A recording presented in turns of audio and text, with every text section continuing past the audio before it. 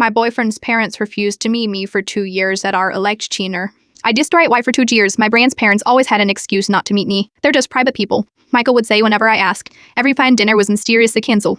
Every holiday visit suddenly impossible. I started to believe they simply didn't approve of me, or maybe they wanted someone else for the precious son from their tight-knit Boston community. When Michael proposed on our anniversary, my first question wasn't about the ring. Are your parents okay with this? They've never even met me. He looked away briefly. They're happy for us. They'd just been going through some stuff. That mysterious stuff remained unexplained until Michael finally arranged an engagement dinner at an upscale restaurant halfway between our New York apartment and his parents' Boston home. He seemed unusually nervous, checking his watch every few minutes as we waited. Dad probably got caught up at the hospital, he explained tensely. They're both oncologists. When they finally arrived, I stood with my brightest smile and which instantly froze on my face. I keenly to these people. Michael's mother, Dr. Elizabeth Chen. According to him, I was actually Dr. Elizabeth Taylor from the clinical trial I participated in 6 years ago during my battle with stage C lymphoma. His father was Dr. James Wells, the oncologist who had overseen my experimental treatment when traditional options failed. 6 years ago, they had saved my life. Now they were staring at me like they'd seen a ghost. Emma, Dr. Taylor, with Dr. Chenhua whispered. Michael looked between us, confusion evident. You know each other? Before anyone could answer, realization dawned on his face. Wait, Emma, you were part of the Linares trial, that trial. I nodded slowly, pieces falling into place. Michael had mentioned his parents were oncologists who had developed a quiet lymphoma treatment, the treatment that had saved my life but caused so much controversy. Why wouldn't you want to meet me? I asked quietly. Elizabeth exchanged looks with her husband before answering.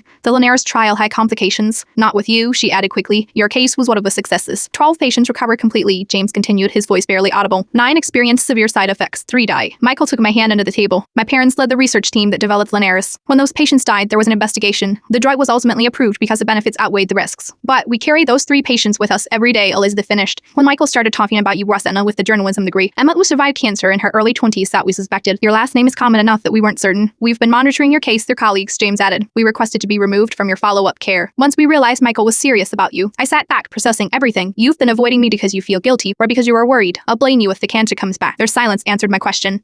That's why you've been getting those random comprehensive checkups, Michael realized. Dad's been having his colleague monitor you without telling you. I should have been angry about the violation of privacy. Instead, I felt an unexpected sense of peace. The mystery was solved. Wanted it wasn't that they disapproved of me. It was fear. I represented both their greatest success and their most painful failure. I am alive because of you, I said finally. Whatever happened with the other patients, I am here, having dinner with my fiancé and his parents, titillating a future I never thought I'd have. Elizabeth's eyes filled with tears. We couldn't bear to meet you and then lose you and I either to recurrence or to Michael. He discovered our connection and felt betrayed. 6 months later, they walked their son down the aisle while I waited at the altar as the bride, who once had been given a 30% chance of survival. Sometimes the people who save your life end up becoming your family in ways you never imagined. And sometimes the greatest gifts come from facing the past rather than avoiding it.